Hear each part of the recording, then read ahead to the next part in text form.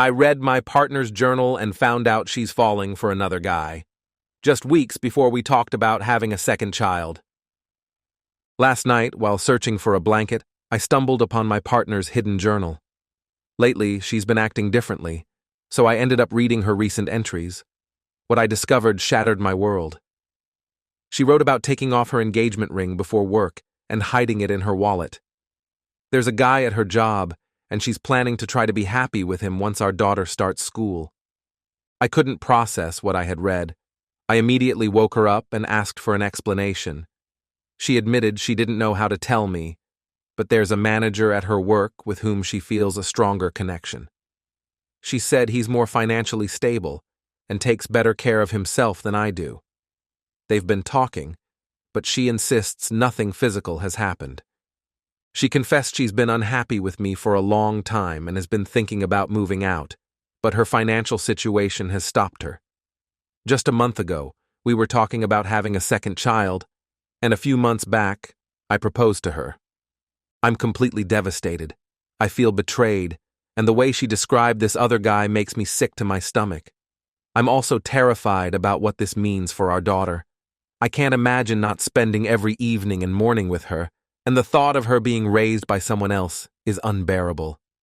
I don't know what to do. Update 1. Last night was one of the toughest nights of my life, after the conversation I had with my partner about what I discovered in her journal. It felt surreal, like I was trapped in a bad dream that I couldn't wake up from. She left the house, and it hit me hard as I watched her walk out the door, the weight of betrayal heavy on my chest. The silence that followed was suffocating. I never imagined I would be facing a situation like this, but here I was, feeling completely blindsided. I spent that first night in a daze, replaying everything she had said, my mind racing through a whirlwind of emotions. I felt anger, sadness, and confusion all at once. How could she have been hiding her feelings from me for so long? I remembered the moments we shared, the plans we had for our future, and it felt like someone was ripping apart a tapestry that we had woven together over the years. Each thread represented a memory, a shared experience, and suddenly, it was all fraying at the edges. I couldn't sleep, tossing and turning, haunted by images of her with this guy from work. I kept thinking about how she described him, her words cutting deep. The way she talked about their conversations, how he was financially stable, how he took care of himself, it made me feel so inadequate. I was left questioning everything about myself. Had I not been good enough? Was our life together not enough for her?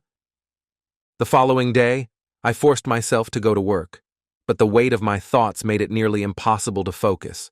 I found myself staring blankly at my computer screen, my mind drifting to the chaos in my personal life. My colleagues noticed I was off, and I appreciated their concern, but I didn't want to share what was going on. I felt embarrassed and vulnerable, so I just brushed it off, saying I wasn't feeling well. By the time I got home that evening, the atmosphere felt thick with tension. I glanced at her empty side of the bed and felt a surge of sadness. I picked up my phone and started scrolling through our pictures, searching for something that would remind me of the love we had. There were so many beautiful moments captured in those images, but each one felt like a painful reminder of what I was about to lose. I couldn't keep bottling everything up, so I decided to reach out to a couple of close friends. I needed someone to talk to, someone who could understand the magnitude of what I was going through. I texted my best friend and asked if we could meet for drinks. I knew I needed support, and I hoped that venting my feelings would provide some relief. When we met up, I struggled to find the words to describe how I felt. I ended up saying, "I feel like my whole life has been turned upside down." As I recounted the details of the situation, I could see the pity in his eyes. It made me feel even worse, like a failure, but I pushed through, needing to express everything that was on my mind. He listened patiently and offered some advice, but the truth was, I felt lost. Eventually, I decided that I needed to take some proactive steps to regain control over my life. One suggestion he made stuck with me. He mentioned talking to a therapist to help process my feelings. At first, I was hesitant. I had never considered therapy before, thinking I could handle my emotions on my own. But as I thought about it more, I realized I had never faced something like this before. So, I opened up my laptop that night, researched therapists in my area, and found one that seemed promising. I scheduled an appointment for the following week. That night, I couldn't stop thinking about our daughter. The thought of her growing up in a broken home crushed me. I couldn't bear the idea of her not having both parents together, of her being caught in the crossfire of this conflict. I made a promise to myself that I would do everything in my power to protect her from this fallout. She deserved stability and love, regardless of what happened between my partner and me. In the days that followed, I focused on putting my energy into my work and trying to maintain a sense of normalcy for our daughter. I found myself playing with her more, trying to be present in the moment, but I couldn't shake off the feeling that something was fundamentally wrong. I felt like I was living in a bubble, going through the motions of everyday life while my heart was heavy with worry and despair. The weekend came, and it was hard to shake the feelings of emptiness. I spent time with our daughter at the park, watching her play and laugh, and for a moment I felt a flicker of joy. I thought about how precious those moments were, and how I needed to hold on to them tightly. I couldn't let the turmoil between my partner and me overshadow the happiness my daughter deserved. After that day at the park, I returned home feeling a bit lighter. I still had a long road ahead, and the uncertainty of my relationship loomed large over my thoughts, but I was determined to stay focused on what mattered most. I knew I had to stay strong for our daughter, and that realization gave me a sense of purpose amid the chaos. I wanted to be the best father I could be, regardless of what happened with my partner. As I prepared for my therapy session, I felt a mixture of anxiety and hope. I didn't know what to expect, but I knew it was a step toward healing. I wanted to understand my feelings better, to sort through the confusion and pain. The process wouldn't be easy, but I was ready to face it head on.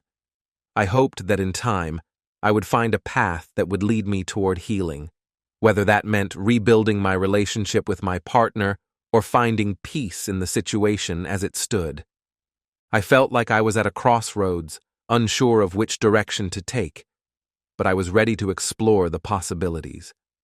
For the first time since everything unraveled, I felt a small flicker of hope that things could eventually get better. Even in the face of betrayal and uncertainty, I knew I had to hold on to that hope, if only to find my way back to a place of strength for my daughter and myself. Update 2. It's been a few weeks since my first update, and the emotional roller coaster hasn't stopped. After spending what felt like an eternity trying to process everything, I can say that I've started to feel a shift. Not necessarily for the better or worse, just a shift in how I'm approaching the situation.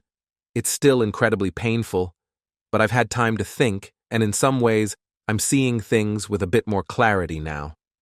The therapy sessions have been helpful, I think. It's hard to say for sure because I'm still so deeply in the middle of all this. But I know that without therapy, I'd be in a much worse place. My therapist has been guiding me through unpacking everything, from the betrayal to the fear of losing my family. We've been working on understanding my emotions instead of letting them completely overwhelm me, which they still do sometimes. But I'm trying. It's a process. I keep reminding myself of that. One of the most challenging aspects of this whole situation has been coming to terms with the fact that there's no clear resolution yet. My partner and I are still in this strange limbo. We've had a few conversations, though they've been tense and filled with mixed emotions. She's still seeing that guy at work, and while she maintains that nothing physical has happened, just hearing her mention his name is like a punch to the gut. I can't help but wonder if she's truly being honest with me. Even if nothing has crossed into the physical, the emotional connection feels like betrayal enough. We talked about taking a break from each other, giving us both time and space to figure things out. She's been staying with her sister for the past week, and as much as it hurts not having her around, it's given me room to breathe. The house feels quieter, emptier. The first couple of nights were brutal, just sitting in the silence, but now I'm starting to appreciate the solitude. I needed the space to reflect on everything without her presence constantly reminding me of what's been lost. During one of my solo therapy sessions, I was asked to consider what I wanted moving forward, not just in terms of the relationship, but also in terms of who I am as a person. It hit me hard when I realized that I hadn't really thought about myself in years. So much of my identity had been tied to being a partner, a father, that I had completely lost sight of what I wanted or needed. The therapist suggested that I start setting small, personal goals to rediscover myself. It felt strange at first, like I was being selfish for even thinking about my needs when my family is falling apart, but I knew I had to try. I decided to focus on my health, both mental and physical. I started exercising again, going for morning runs, which was something I hadn't done in years. It sounds trivial, but those runs have become my way of coping, clearing my head and trying to regain some control. I feel lighter, even if just for those moments when I'm out there, pounding the pavement, listening to music, and forgetting about everything else for a little while. It's been surprisingly therapeutic. I also reached out to a few friends I hadn't spoken to in a long time. I'd become so wrapped up in my relationship and family life that I'd let a lot of my friendships fall by the wayside. It was nice to reconnect with people who knew me outside of the context of my partner and family. One of my friends in particular has been a huge support. We've been grabbing coffee once or twice a week, and it's been good to talk about things other than the mess that my life has become. Now here's where things took a bit of an unexpected turn. A few days ago, I was out running some errands when I ran into Sarah, the woman I met at the cafe not long after everything blew up with my partner. She recognized me immediately, smiled, and waved me over. It was such a small interaction, but after weeks of feeling like my life was collapsing, it felt nice to have a casual, normal conversation with someone. We talked for a bit, catching up, and it felt easy. There was no tension, no heavy emotional baggage weighing us down, just two people chatting over coffee. We exchanged numbers again, though this time it felt a bit more intentional. I wasn't sure what it meant, or if it meant anything at all, but it felt good to know that I could connect with someone in a genuine way. I'm not looking for a relationship, not at all, but I realized how important it is to have meaningful connections outside of the one I have with my partner. It reminded me that there's more to life than the narrow world I'd been living in for so long. But let's be clear, my focus is still on my family. I'm still trying to figure out if there's a way to salvage things with my partner. Our daughter is still my priority, and I'm not making any rash decisions without thinking about how it will impact her. We've had a few conversations about co-parenting if things do fall apart, and while those talks have been hard, they've also been necessary. It's gut-wrenching to even consider the idea of splitting up and having to share time with her, but I know we have to be realistic. We both love her, and if we can't make things work between us, we'll have to find a way to put her first in all of this. I'd be lying if I said I had a clear plan for what's next.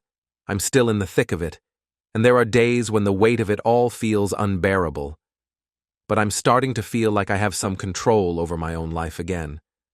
Therapy has been helping me find my footing, even though I still stumble more often than not. My partner and I have agreed to meet again soon to talk things through more seriously.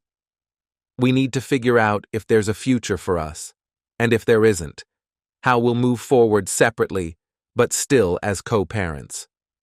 What's strange is that in the middle of all this chaos, I've found moments of peace.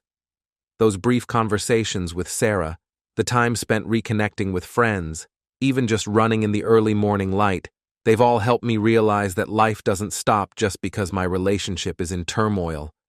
There's still beauty and connection to be found, even when everything feels like it's falling apart. I don't know where things will go from here, and honestly, I'm scared of the answer. But I do know that I'm stronger than I thought I was, and no matter what happens, I'm going to come out of this on the other side.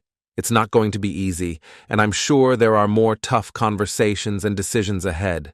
But for now, I'm just taking things one step at a time, focusing on myself, my daughter, and trying to find a way forward, whether that's with my partner or without her. Thanks to everyone who has been supportive through this. It means more than I can put into words. I'll keep updating as things progress, but for now, I'm holding on to hope, even if it's just a small flicker. Update 3. It's been another couple of weeks since my last update, and I wish I could say things have settled down, but the truth is, they've become even more complicated.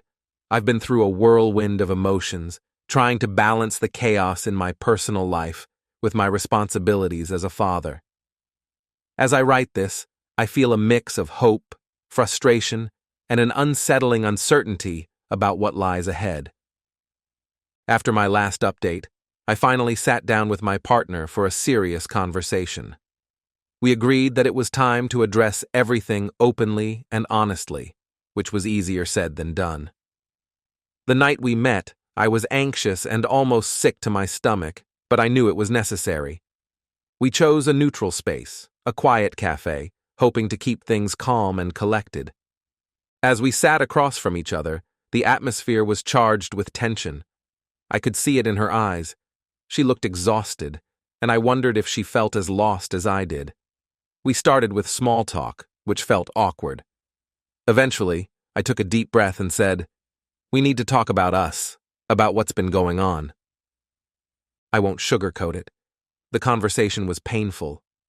We both cried, and it felt like we were both trying to navigate a minefield, afraid of stepping on something that would blow everything apart.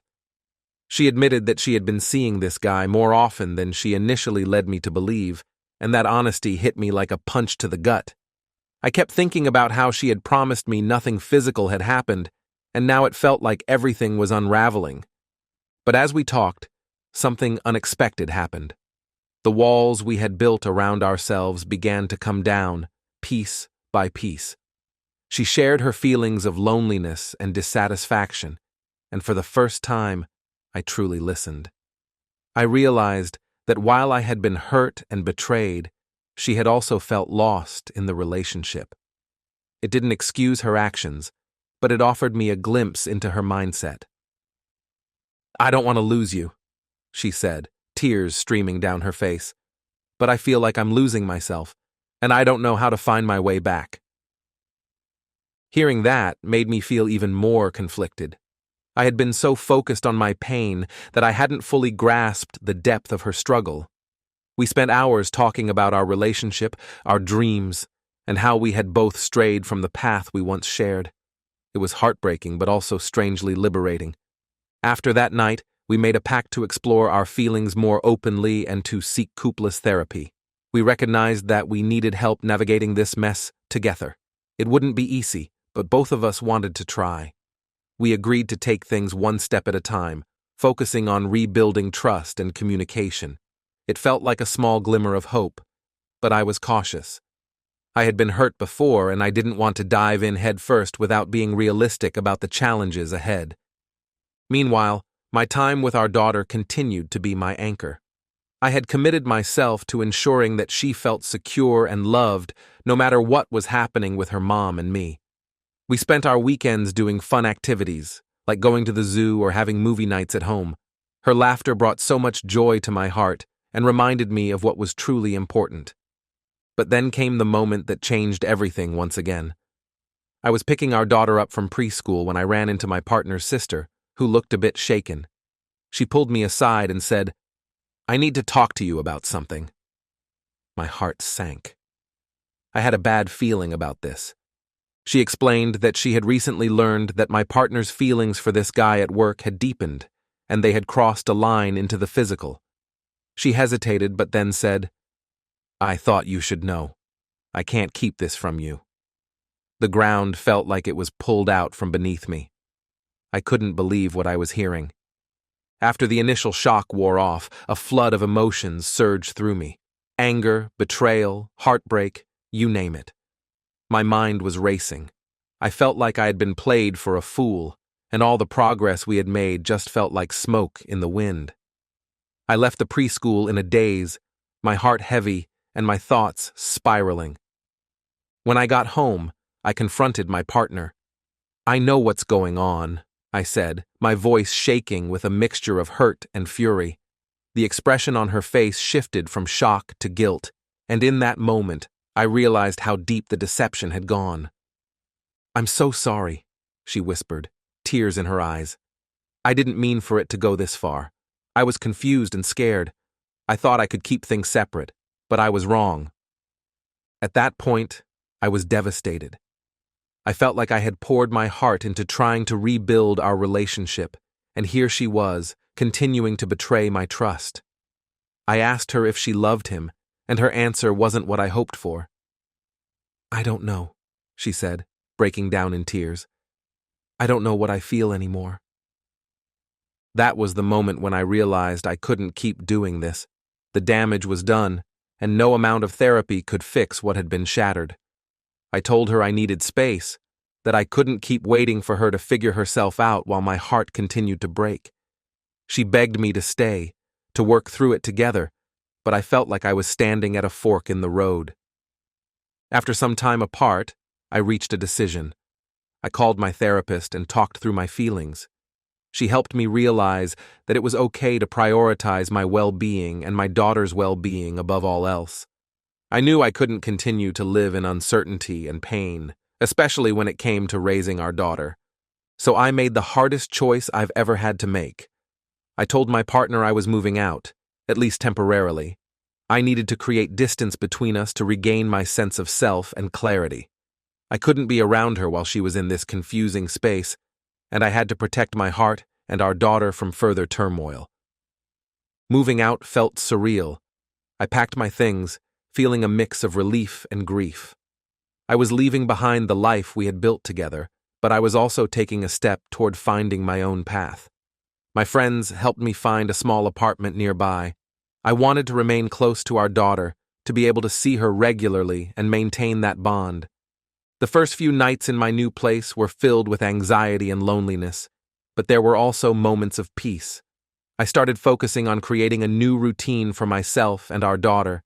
I found joy in cooking, organizing, and taking care of my space. I even started journaling again, pouring my thoughts and feelings onto the pages, which became an unexpected source of therapy for me. The days that followed were a blend of heartache and healing. I maintained communication with my partner, but it was difficult. We talked about co-parenting and how to ensure that our daughter would feel loved and secure. It was challenging to navigate those conversations without feeling overwhelmed by the emotions tied to our relationship. I still felt a pang of sadness when I thought about the dreams we had shared, but I knew I was on the right path.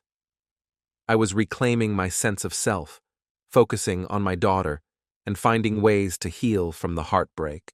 I don't know what the future holds for my partner and me, but I feel a sense of strength and determination that I didn't have before.